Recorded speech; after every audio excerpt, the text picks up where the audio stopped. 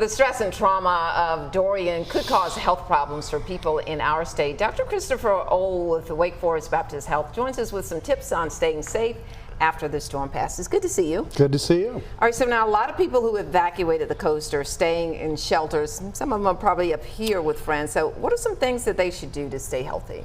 Well, for the average person, it's like living in what we call a congregate setting. You're in close quarters with a lot of other people. So you really have to be careful to keep washing your hands and to not be exposed to other illnesses. The things that tend to go around the shelters are norovirus, the cruise ship vomiting illness, and then when that gets in, and then minor skin infections due to MRSA, which sometimes can happen.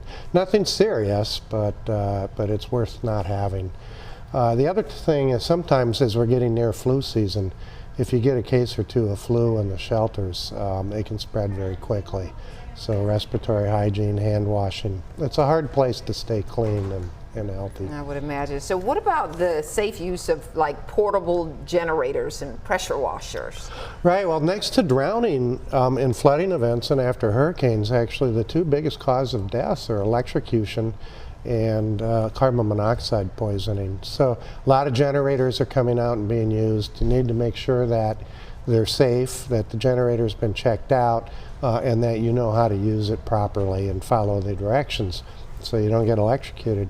And then all of these are gasoline-powered engines, which means they're producing exhausts, carbon monoxide, so you can't use them indoors or in a contained place. So don't bring them in the garage, don't put them in the basement. Got to keep it outside. All right, let's also talk about the danger of floodwaters and mosquitoes following this storm. Why are both harmful to health? Well, mosquitoes are annoying, and that actually is the biggest problem after flooding and storms, is the mosquito populations can increase. And the nuisance factor of them makes it hard. A lot of outdoor living going on, people trying to get their places repaired and cleaned up. They're outside a lot. And the mosquitoes can get so bad that they actually can't do what they would like to do. And if all that's not enough, how about mold? Yeah, right.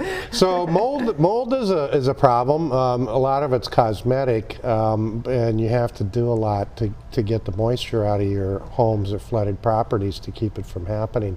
There's a lot of debate yet about what the health effects are from mold long term.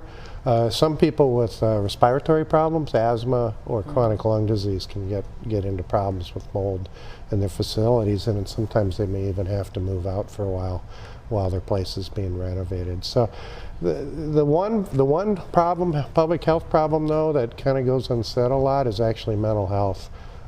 So those, for long terms after the storm, PTSD and mental health issues, anxiety and things like that are all things that people have to live with afterwards. All right, thank you so much, Dr. Ohl. We appreciate you. Like always. Michelle.